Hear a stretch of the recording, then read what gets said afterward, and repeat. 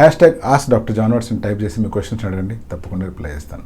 నీలేష్ తివారీ, తల మీద కనుక దెబ్బలు తగిలినట్లయితే, లేకపోతే ఏదైనా ఇంజురీ వల్ల కానీ యాక్సిడెంట్ వల్ల కానీ తల మీద కుట్లు పడినట్లయితే అటువంటి ఏరియాలో హెయిర్ ట్రాన్స్ప్లాంటేషన్ చేస్తే సక్సెస్ఫుల్ అవుతుందా?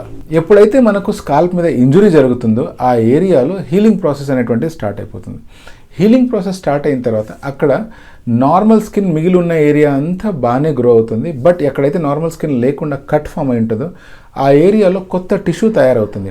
అది ప్రధానంగా ఫైబ్రస్ టిష్యూ ఉంటుంది. ఫైబ్రస్ టిష్యూ ఉండడం వల్ల దాంట్లో బ్లడ్ సప్లై అయినటువంటిది చాలా తక్కువగా ఉంటుంది అండ్ స్కిన్కి సంబంధించిన అపెండేజెస్ ఏమీ ఉండవు. సో అటువంటి ఏరియాలో ఎప్పుడైతే మనం ట్రాన్స్ప్లాంట్ చేస్తామో ఒక నార్మల్ స్కిన్లో గ్రో అయ్యేంత హెయిర్ గ్రో అవ్వవు, కానీ డెఫినెట్గా మనం ఆ స్కార్ని కనపడకుండా మాస్క్ చేసుకునేంత హెయిర్ ఈజీగా గ్రో చేసుకోవచ్చు. సో మీరు అడిగిన దానికి తల మీద కనుక ఏమైనా ఇంజురీస్ జరిగితే ట్రాన్స్ప్లాంటేషన్ చేయొచ్చా, సక్సెస్ఫుల్ అవుతుందా అంటే ఎస్, ఈజీగా అవుతుంది.